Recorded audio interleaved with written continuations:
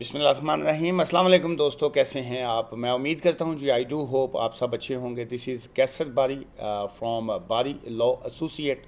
हमारी immigration form है जी, हम ब्रैडफर्ड बेस्ड हैं यूके में।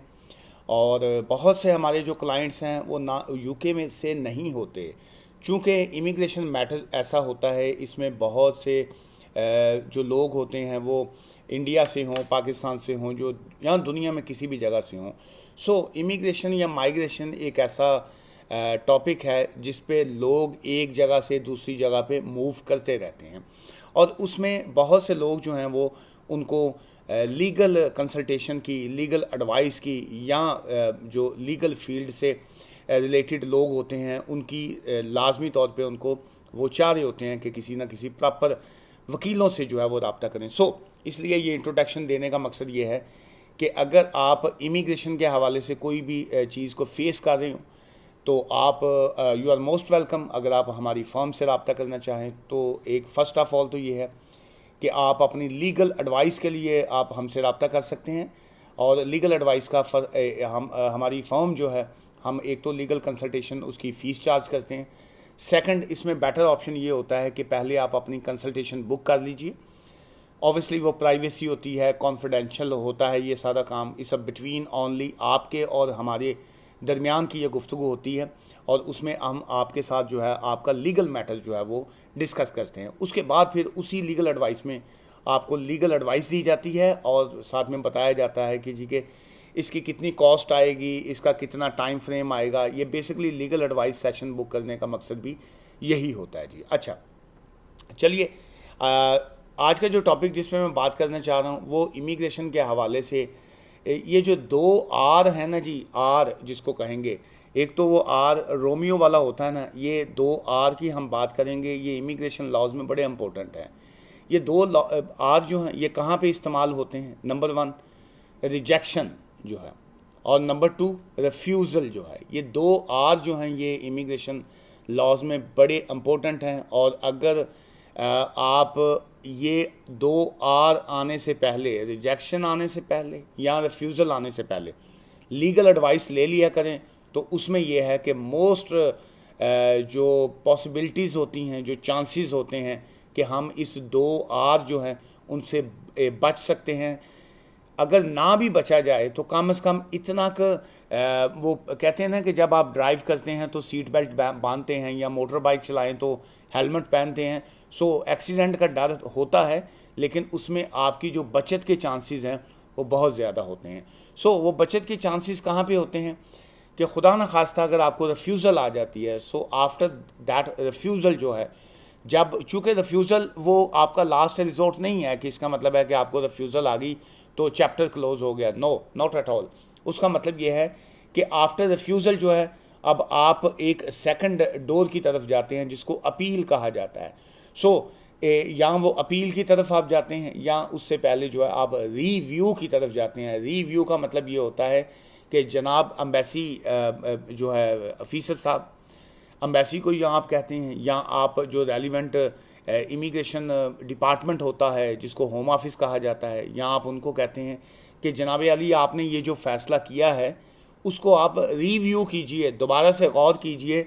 चूँकि आपने वहाँ पे लीगली तौर पे, ये जिसको लीगल एरर कहा जाता है, कानूनी गलती आपसे ये सरजद हुई है। या आप उनको ये कहते हैं कि जी ये जो मैंने डॉक्यूमेंट्स दिए थे उसमें मेरी अंडरस्टैंडिंग ये थी, लेकिन आपने उसको फ़लाँ तरीके से अंडरस्टैंड किया है जिसकी वजह से आपने इस केस में रिफ्यूज़ल दी है। चूँकि कानून का मकसद ये होता है आपको जस्टिस देना। कोई भी डिपार्टमेंट जो है वो उनका मकसद सिर्फ एप्लीकेशन की रिफ्यूज़ल नहीं होता।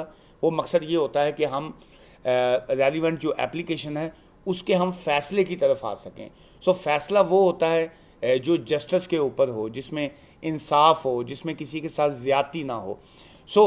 ज़्यादती जो है वो कोई भी डिपार्टमेंट नहीं करना चाहता, लेकिन चूँकि उनकी अंडरस्टैंडिंग उस केस के हवाले से जो होगी वो उसी के मुताबिक फ़ैसला करेंगे। इस इंटायरली अप टू यू, ये आपके ऊपर होता है कि जब आप कोई भी एप्लीकेशन करते हैं तो उसमें आप जो अगला डिपार्टमेंट है आप उसको जस्टिफिकेशन उसकी आप कैसे दे सकते हैं। आप उसमें रेलिवेंट चीज़ें जो हैं आप, वो काम आपका है, जिसको कहा जाता है ना कि बर्डन जो है वो आपके शोल्डर पे होता है। सो ऑनेस्ट जो होता है, you have to prove that. ये अगले डिपार्टमेंट ने नहीं करना कि जी कि आपने कहा जी मेरी फ़लाँ वीज़ा है मेरा, तो फ़लाँ मेरी एप्लीकेशन है, आप उसके ऊपर फ़ैसला कर दें, मेरे हक़ में फ़ैसला कर दें। भाई वो क्यों करें आपके हक़ में फ़ैसला? आपका काम ये है कि आप उसका लॉजिक दें उनको, उसकी जस्टिफिकेशन उनको दें, आप बताएं कि वो क्यों आपके हक़ में फ़ैसला करें। सो इसीलिए ये जो 2 आर हैं उसी के ऊपर ही मैं जो है वो आपको इन्फॉर्मेशन जो है आज की दे रहा हूँ। It's not a legal advice. Starting में जैसे मैंने कहा, लीगल एडवाइस के लिए आप मुझसे रब्ता कर सकते हैं जी, कंसल्टेशन बुक करके। ये जहाँ पे रिजेक्शन आती है, ये रिजेक्शन क्यों आती है बहुत से केसेस में जो है, उसकी वजह ये आ जाती है, 3-4 पॉइंट उसमें बड़े इंपॉर्टेंट होते हैं जी। एक, सपोर्टिंग डॉक्यूमेंट्स जो होते हैं कि आपकी जो भी एप्लीकेशन है, क्या उससे रिलेटेड जो है आपने उसके सपोर्टिंग डॉक्यूमेंट्स जो हैं वो in the favour of your application जो है वो आपने प्रोवाइड किए। ये एक रीज़न आती है। सेकंड ये आता है failure to provide a relevant documents जो है, उसका मतलब ये होता है कि आप उनको अपने जो रेलिवेंट डॉक्यूमेंट्स थे उस केस के हवाले से वो आप उनको प्रोवाइड करने में फेल हो गए हैं, सो जिसकी वजह से वो रिजेक्शन की तरफ जाएंगे। थर्ड, इसमें ये आ जाता है मिस्टेक्स इन योर एप्लीकेशन जो है। बहुत से लोग जो हैं अपनी एप्लीकेशन में गलतियां कहाँ पे कर जाते हैं, और वो गलती जो है वो इसीलिए कहा जाता है जिसका काम उसी को साझे। जब आप उस एप्लीकेशन में मिस्टेक्स करेंगे तो वो उसमें डेफिनेट जो है वो रिजेक्शन ही आएगी। और लास्ट एक और चीज़ इसी में आ जाती है, डॉक्यूमेंट्स जो हैं not provided as a in a correct form जो है। अब लेट्स से आपने जो है ऑब्वियसली आप जानबूझ के उसमें गलती तो नहीं कर रहे होते हैं, आपका मकसद तो नहीं होता कि आपकी एप्लीकेशन रिफ्यूज़ हो या रिजेक्ट हो, लेकिन आपने लेट्स से आप ने मैरिज का स्पाउस वीज़ा एप्लीकेशन डाल दी, या आपने असाइलम की एप्लीकेशन डाल दी है, या आपने स्किल्ड वर्कर वीज़ा की एप्लीकेशन है, या कोई भी एप्लीकेशन है। अब आप असाइलम की एप्लीकेशन डाल रहे हैं, आप इंडिया से हैं, पाकिस्तान से हैं, रवांडा से हैं, या किसी भी जगह से हैं, डॉक्यूमेंट्स आप उनको दे रहे हैं जी आप अपनी लोकल लैंग्वेज में। असाइलम आपने किया हुआ है यूके में, और ऑब्वियसली दैट्स मीन कि जो आपके रेलिवेंट डॉक्यूमेंट्स हैं that's not in a proper form जो है वो प्रॉपर शक्ल में नहीं है। आपने उनको लिखा जी कि आप previously you married and then divorce हो गई आपकी, या आपकी वाइफ जो है वो सेपरेशन आपकी होगी, so no you are applying a spouse visa. अब यहाँ पे ये है, आपने अपनी न्यू वाइफ का जो है या आपका अपना मैरिज सर्टिफिकेट दे दिया, आपने अपनी एलिजिबिलिटी दे दी, आपने अपने डॉक्यूमेंट सारे दे दिए, आपने फाइनेंशियल थ्रेशोल्ड दिखा दिया, आपने अकोमोडेशन भी शो कर दी, एवरीथिंग इज़ परफेक्ट। लेकिन इस केस में जो है रिजेक्शन की क्या रीज़न्स आएंगी? वो जो पहला पॉइंट था कि जी वो जो आपकी जो प्रीवियस मैरिज थी, क्या आपने उससे रेलिवेंट जो है वो चीज़ें अपलोड की, उनको वो सबमिट की? यहाँ पे इस केस में जो है बहुत से लोग जो हैं यहाँ पे ये गलती कर जाते हैं। अच्छा, फिर ये जो एप्लीकेशन में मिस्टेक्स की बात आती हैं कि जी वो क्या है, have you met your previous partner, या जो अब जो पार्टनर है आपका जिसके साथ एप्लीकेशन की है, या वो कहते हैं कि आर यू डिवोर्स प्रीवियसली, वहाँ पे प्रॉपर नहीं आप बता सकते। अच्छा, एक बड़ा इसमें स्पाउस केस में स्पेशली एक बड़ा सवाल होता है, आप कौन सी ज़बान बोलते हैं, आपकी वाइफ या आपके हस्बैंड कौन सी ज़बान बोलते हैं। फिर वो तीसरा सवाल आता है, आप दोनों मिलके आपस में कौन सी ज़बान बोलते हैं। वहाँ पे बड़ी चीज़ें जो हैं, एक माइनर सा ये पॉइंट है, ये छोटा सा जो पॉइंट है, ये सम टाइम यही जो है पूरे केस को तबाह कर देता है जी। अगर हम रिफ्यूज़ल की बात करें जी, रिफ्यूज़ल जो होती है ये पैराग्राफ 9 है जी यूके इमिग्रेशन लॉज जो है, जिसमें कहा जाता है जो ग्राउंड्स फॉर रिफ्यूज़ल जो है, ये ग्राउंड्स फॉर रिफ्यूज़ल जो है पैराग्राफ 9 जो है, ये बड़ा इंपॉर्टेंट होता है तमाम केसों में। इन ऑल इमिग्रेशन केसेस जो हैं ये उसमें उसी की बेस के ऊपर जो है कोई सी भी आपकी एप्लीकेशन जब वो डिसाइड करने लगते हैं जो केस वर्कर है तो ये जो ग्राउंड्स ऑफ रिफ्यूज़ल है पैराग्राफ 9 जो है, ये लाजमी उसमें वो गौर करती है। लाजमी का मतलब है मस्ट, वो गौर करना पड़ता है उनको कि जी क्या है। सो ये अब आपकी ड्यूटी बनती है जब आप एप्लीकेशन करें, या आपके वकील की ड्यूटी बनती है कि वो ये जो पैराग्राफ 9 है ग्राउंड्स ऑफ रिफ्यूज़ल जो है उसको लाजमी देखे कि जी के क्या जो वो एप्लीकेशन कर रहा है वकील, उसने वो चीज़ें गौर की हैं कि नहीं। अब आपकी गलती तो उसमें नहीं है। अगर आप ही इतने सियाने हों या आपको कानून का पता हो तो वकीलों को फीसें क्यों दें आप। मेरा पॉइंट ऑफ व्यू उसमें यह है कि ये जो पैराग्राफ 8-9 आ जाता है ग्राउंड्स ऑफ रिफ्यूज़ल, ये आपके वकील की ड्यूटी बनती है कि वो उसको गौर करें। उसमें क्या आ जाता है, योर पर्पस और इंटेंशंस आर नॉट रिलायबल। आपकी इंटेंशन क्या है या आपके माइंड में क्या चल रहा है, खुदा जाने क्या चल रहा है, या आप जाने वो क्या है जी कि जाने क्या होगा आगे, आप जाने या आपका भगवान जाने या आपका अल्लाह जाने। इमिग्रेशन वाले कैसे जानेंगे कि आपके माइंड में क्या चल रहा है। ये आपने साबित करना है, आपने अपनी एविडेंस के थ्रू साबित करना है। यार मेरी तो नीयत ऐसी है ही नहीं, मैं तो बड़ा साफ गया हूँ, मेरे साथ बड़ी ज़्यादती हो रही है, मैं वीज़ा अप्लाई करना चाह रहा हूँ, मेरा तो दिल भी बड़ा साफ़ है। वो भाई आपका दिल किसने देखा है।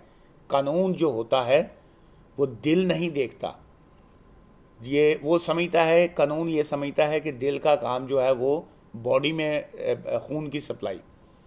मेरा दिल बहुत साफ़ है भाई, दिल साफ़ है, उन्होंने तुहानू की कराना। आप एविडेंस दें उनको कि जी आपके जो दिमाग में चल रहा है उसके आपने रिटर्न में क्या एविडेंस देनी है। अच्छा, फॉल्स डॉक्यूमेंट्स जो है, डिसेप्शन, ये ग्राउंड्स ऑफ जो रिफ्यूज़ल आती है ये उसमें बड़ा इंपॉर्टेंट होता है। आपके दिमाग में मेरा दिल तो साफ़ था लेकिन मैंने ये डॉक्यूमेंट्स ऐसा लगा दिया है, मेरा ख्याल है मैं देखे मेरा मकसद ऐसा नहीं था। भाई जो भी था, डिसेप्शन जो है वो आपका केस जो है उसको 100% तबाह करके रख देता है। आपके 10 पॉइंट हैं केस के, 9 पॉइंट जो हैं 100% परफेक्ट, 1 पॉइंट जो है डिसेप्शन का या फॉल्स डॉक्यूमेंट्स। एक भी डॉक्यूमेंट जो आपने 100 डॉक्यूमेंट्स आपने प्रोवाइड किया, 100 डॉक्यूमेंट्स, 99 डॉक्यूमेंट्स जो थे जेन्युइन, एक डॉक्यूमेंट्स जो है just piece of one line, piece of one paper, piece of one documents जो है वो फॉल्स डॉक्यूमेंट्स, डिसेप्शन, फिनिश, पूरा केस तबाह, फिनिश। तीसरा आ गया नॉन डिस्क्लोजर ऑफ इंफॉर्मेशन। जो वो पूछते हैं वो आप बताते नहीं, जो वो पूछ रहे हैं वो आप बताते नहीं, और जो वो पूछ ही नहीं रहे उसका आप दाएं बाएं इतनी लंबी चौड़ी चीज़ें उनको दे रहे हैं। उनको कोई बॉदरेशन नहीं है कि आप क्या बता रहे हैं, आपके पास कितना मटेरियल है, they don't care about that. वो ये पूछ रहे हैं, हम जो पूछ रहे हैं सिर्फ आप उसका जवाब दें, बस उतने पॉइंट्स का। पहले वो कहते हैं ना, तोलो फिर बोलो, जिन्ना को पूछे उन्ना को दसो। चौधरी नहीं बनना कि जी ए भी ले लो, ए भी ले लो। जो उन्होंने पूछा है सब to the point. Last point आगे, applying for a incorrect visa या इनकरेक्ट एप्लीकेशन। बहुत से लोग जो कंसल्टेशन बुक करें वो जी वो फलां फॉर्म केड़ा लगता है जी, फलां तुसी फॉर्म का, वो बेसिकली वो चाह रहे होते हैं कि ये जो कंसल्टेशन ली है इसी में से हम 2-4-5 पॉइंट्स निकाल लें और ख़ुद ही एप्लीकेशन कर देंगे। वो जो एप्लीकेशन एक चल रही होती है उस एप्लीकेशन के अंदर से ही कई और चीज़ें निकल जाती हैं जो कहीं ना कहीं आपको ले दे बैठती हैं जी। लेकिन जी आज की थी ये मुझे नहीं पता आप इस वीडियो को किस अंदाज में लेंगे, क्योंकि बहुत से लोग जो हैं वो सिर्फ एक्साइटेड टाइप जो वीडियोस होती हैं उसको देखते हैं, वो समझते हैं जी कि कौन से डॉक्यूमेंट्स लगाएं, कौन सी चीज़ें लगाएं, दिस एंड डैट। तो मेरा मकसद ये होता है आपको कानूनी उन बारीकियों की तरफ बताना जो एक्चुअल मेरी ड्यूटी बनती है बीइंग अ लॉयर। तो मुझसे मिलना चाहें, अपॉइंटमेंट बना के कंसल्टेशन फ़ीस पे करके आप बिल्कुल मुझसे मिल सकते हैं। और वीडियो को आगे शेयर भी किया करें ताकि जितने ज़्यादा से ज़्यादा लोग देखते हैं, एक तो उनकी ये एक सदका जारिया होता है, बहुत से लोगों को मदद मिलती है। बहुत से लोग जो हैं वो जो है सब बेसिक नॉलेज के लिए वीडियो देख रहे होते हैं, और जितने ज़्यादा लोग जब शामिल होते हैं, जितने ज़्यादा सवालात आएँ, उसमें आपके भी नॉलेज में इजाफा होता है और मेरे भी नॉलेज में इजाफा होता है। दुआओं में याद रखिएगा जी। टेक केयर, खुदा हाफिज़।